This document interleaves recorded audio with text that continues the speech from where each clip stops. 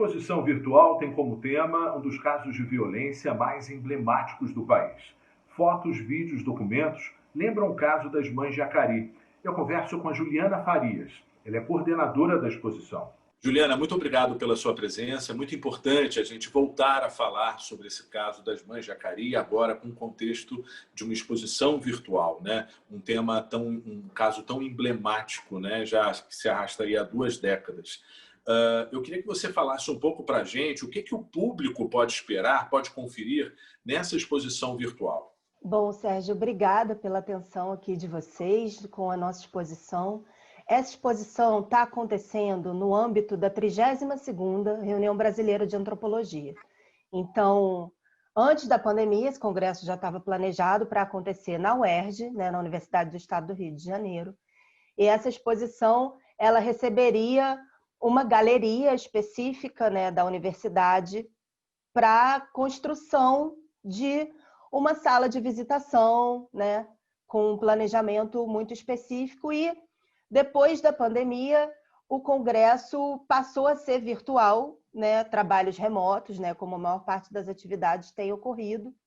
E aí surgiu esse desafio, então, de transformar uma exposição física numa exposição virtual, né? Então, acho que é importante trazer assim a parte de transformação, o desafio de, a partir do momento que essa exposição vira virtual, né, a gente teve um compromisso com mais coletivos formados por mães e familiares de vítimas da violência do Estado no Brasil, porque aí essa exposição passa a ter um caráter nacional e não apenas uma exposição localizada no Rio de Janeiro, né?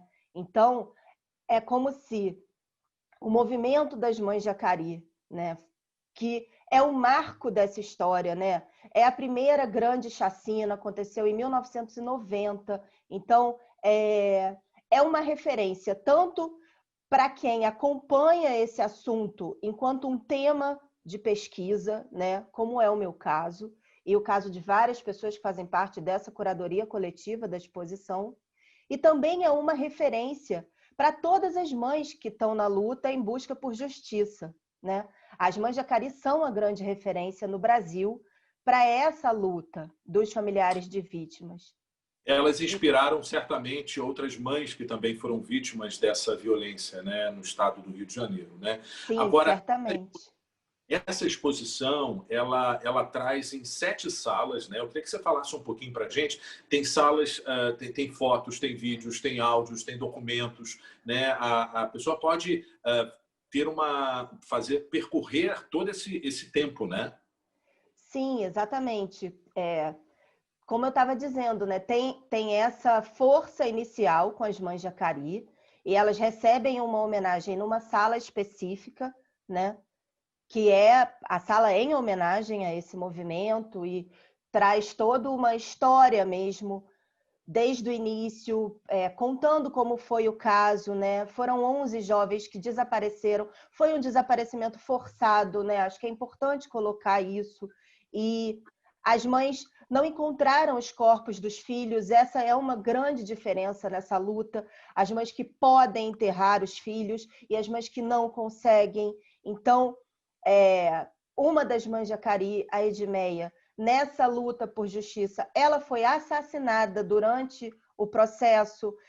Então, tem marcas ali. Uma investigação particular, né?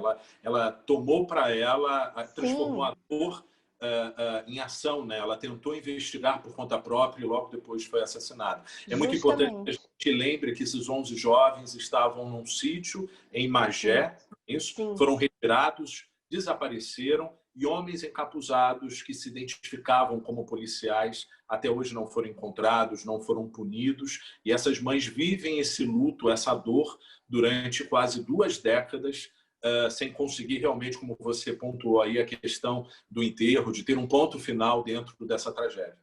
Sim. E, bom, a maior parte delas, inclusive, já faleceu na luta, né?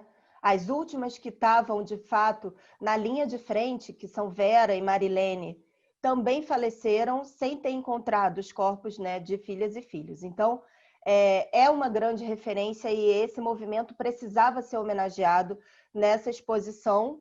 As outras salas trazem materiais, como você disse, né? Tem faixas utilizadas em manifestações que trazem os recados mais diretos do movimento, as reivindicações, né? Tem uma sala específica com materiais produzidos à mão por essas mães e familiares, porque tem formas diferentes de estar trazendo a sua presença na luta, né? Então, tem mães que gostam mais de bordar, tem mães que são artesãs e que fazem um trabalho de artesanato e que levam isso para o espaço público, na construção de suas reivindicações, né? Tem uma sala específica com a documentação que é relevante para esses processos. Por exemplo, tem um documento que várias dessas mulheres carregam em suas pastas, em suas bolsas, quando vão para atividades, que é o laudo do exame de necrópsia do filho ou da filha.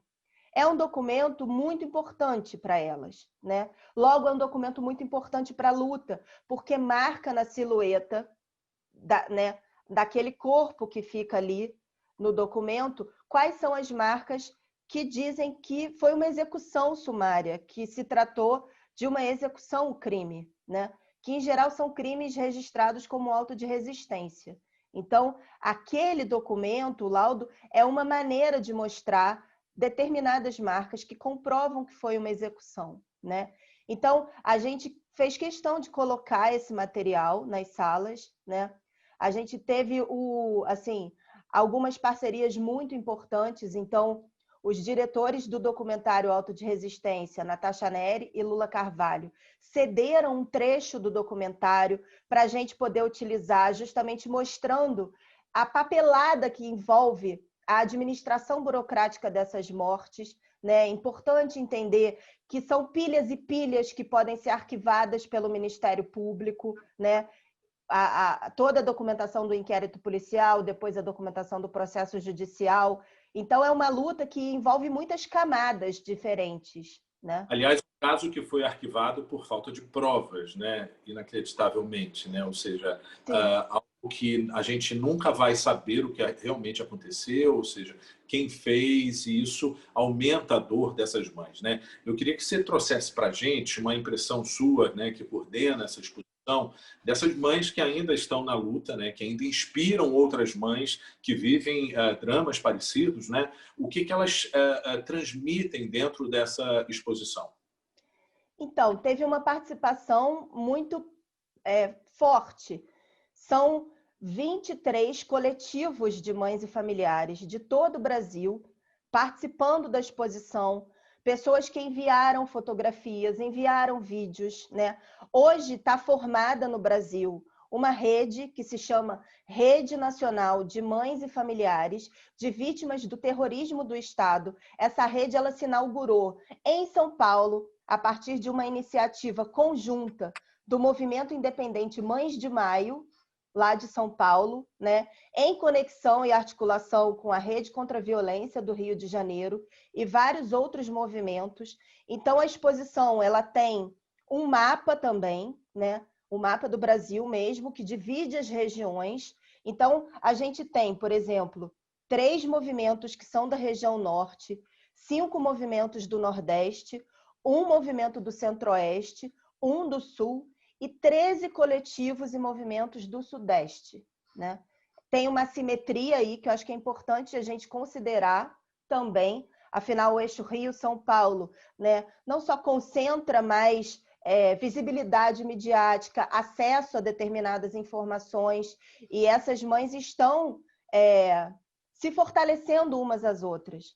Esse ano, por exemplo, aconteceria o 5º encontro nacional dessa rede, seria no Ceará, né? E elas estão planejando o encontro, por conta da pandemia não pôde acontecer, e esse encontro vai acontecer em maio de 2021. Então, acho que é importante também para quem for assistir e poder prestigiar a exposição, né, que possa se comprometer, se solidarizar com esse tipo de atividade, porque são atividades necessárias para que essa busca por justiça siga em frente. Verdade. Juliana, como que as pessoas podem conferir essa exposição? A gente sabe que faz parte de um congresso em parceria com a UERJ. Eu gostaria que você dissesse o site, até que dia essa exposição virtual vai poder ser vista. Tá bom.